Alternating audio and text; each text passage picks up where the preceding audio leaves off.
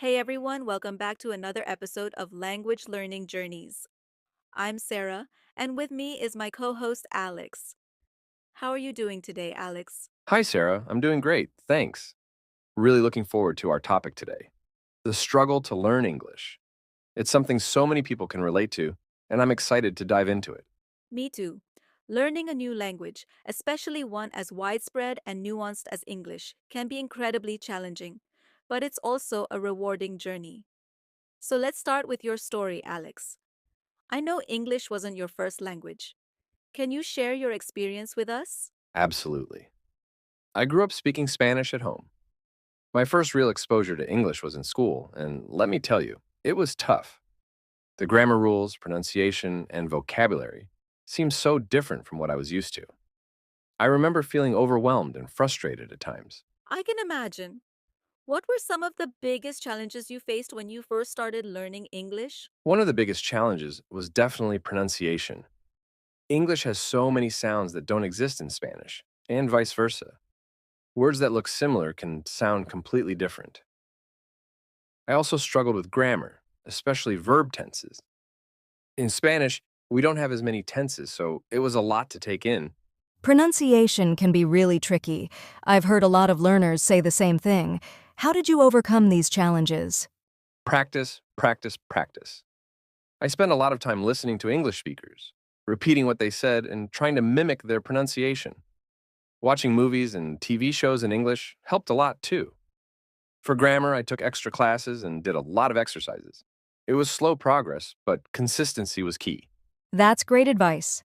Immersing yourself in the language and consistent practice can make a big difference. What kept you motivated during the tough times? A few things. First, I had a strong desire to communicate better and understand English media without subtitles. Also, my family was very supportive. They encouraged me to keep going, even when I wanted to give up. Finally, seeing small improvements over time was really motivating. Celebrating those little victories kept me going. Support and motivation are so important. Now, let's talk about the emotional aspect of learning a new language. Did you ever feel embarrassed or anxious about making mistakes? Definitely. I was always worried about saying something wrong or not being understood. There were times when I felt embarrassed, especially in front of native speakers. But over time, I realized that making mistakes is part of the learning process. Most people are understanding and patient when they know you're learning. That's a valuable lesson. Making mistakes is how we learn and improve. How did you build your confidence in speaking English? By putting myself out there and speaking as much as possible, I joined language exchange groups where I could practice with native speakers.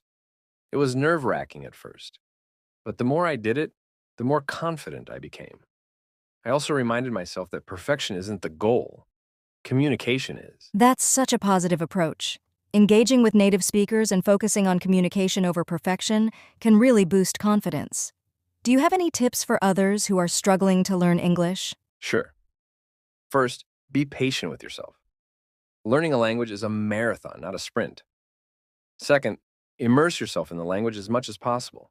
Listen to music, watch movies, read books, and practice speaking. Third, find a supportive community, whether it's a class, a language exchange group, or online forums. And lastly, don't be afraid to make mistakes. They're a crucial part of learning. Those are fantastic tips, Alex. Now, let's switch gears a bit and talk about some specific techniques and resources that can help with learning English. What worked best for you? One technique that worked well for me was shadowing. This involves listening to a sentence or phrase in English and then immediately repeating it, trying to match the speaker's pronunciation and intonation. It helped me a lot with pronunciation and fluency. Another useful resource was language learning apps like Duolingo and Babbel. They make learning fun and interactive. Shadowing is a great technique. It really helps with getting the rhythm and sounds of the language right. And language learning apps are so accessible and user-friendly. What about reading and writing in English? How did you practice those skills? For reading, I started with children's books and gradually moved on to more complex material. Reading out loud helped with both comprehension and pronunciation. For writing, I kept a journal in English. Writing a little bit every day helped me practice grammar and expand my vocabulary. I also wrote essays and had them corrected by native speakers or teachers. That's excellent. Gradually increasing the complexity of the reading material and consistent writing practice can really help solidify language skills. Did you find any specific types of content particularly helpful or enjoyable? Absolutely. I enjoyed reading graphic novels and comic books because they were visually engaging and the language was conversational. Watching sitcoms and stand up comedy also helped because they use a lot of everyday language and idiomatic expressions. Plus, they were fun, which made the learning process more enjoyable. Enjoyment is key to keeping up with learning. If you're having fun, you're more likely to stick with it. Now let's talk about listening skills. How did you work on improving your listening comprehension? I listened to English podcasts, audiobooks, and radio shows. At first, I used transcripts to follow along, which helped me understand better. Gradually, I started listening without transcripts. Subtitled movies and TV shows were also great because I could see the words and hear them at the same time. That's a solid approach. Using transcripts and subtitles can bridge the gap until you get more comfortable with listening. Do you have any favorite podcasts or shows that you would recommend? Sure. For podcasts, I really enjoyed The English We Speak from English Elevate Express. It's short and focuses on phrases and idioms. Stuff You Should Know is also great because it covers a wide range of topics in an engaging way. For TV shows, Friends was my go-to. The dialogue is conversational and it's easy to follow. Great recommendations. Friends is a classic for language learners. Now let's discuss some cultural aspects of learning English. Did you find it important to understand the culture behind the language? Absolutely. Language and culture are deeply interconnected. Understanding cultural references, idioms, and social norms can greatly enhance your comprehension and communication skills. It also helps you appreciate the language more. I made an effort to learn about English-speaking cultures through books, movies, and conversations with native speakers. That's so true. Cultural understanding adds depth to language learning. How did you go about learning these cultural nuances? I watched a lot of movies and TV shows from different English-speaking countries. I also read books and articles about cultural practices and holidays. Engaging in conversations with native speakers was invaluable.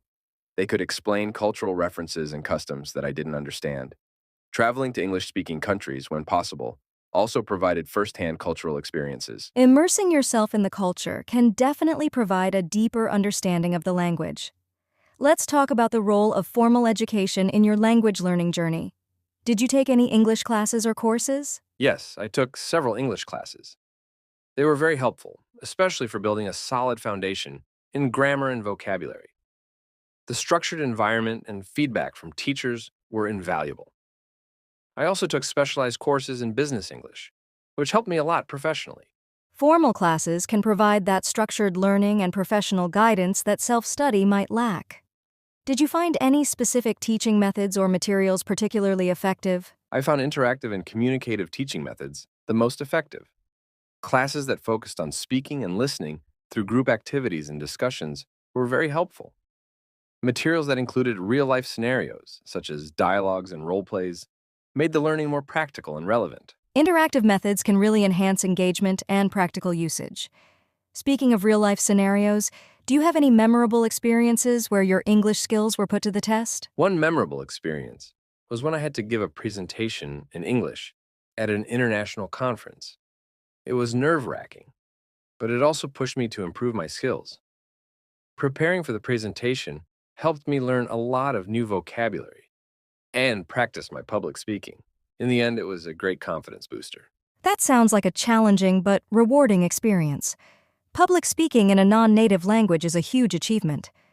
Do you have any advice for someone preparing for a similar challenge? Definitely. Practice is key. Rehearse your presentation multiple times, both alone and in front of others.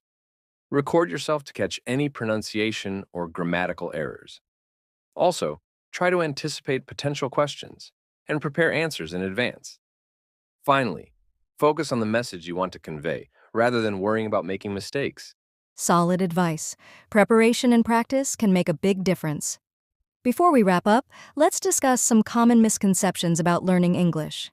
What's one myth you'd like to debunk? One common myth is that you need to be in an English-speaking country to learn English effectively. While immersion can certainly help, it's not the only way to learn.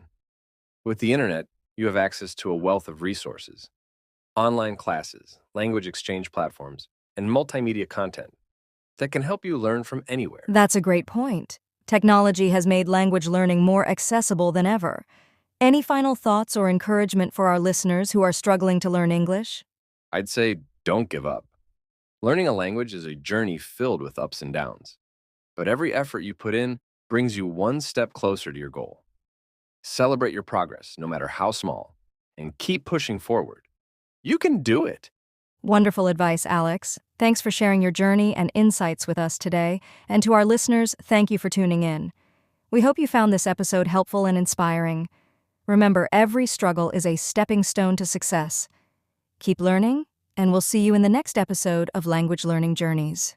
Here are some questions and answers related to the topic My Struggle to Learn English. What motivated you to start learning English? My motivation to learn English came from several sources. Firstly, English is a global language and is essential for communication in many fields, including education and business. Additionally, I wanted to be able to understand English media without translations and to travel more easily. Finally, learning English opened up more job opportunities for me. What was the most challenging aspect of learning English for you?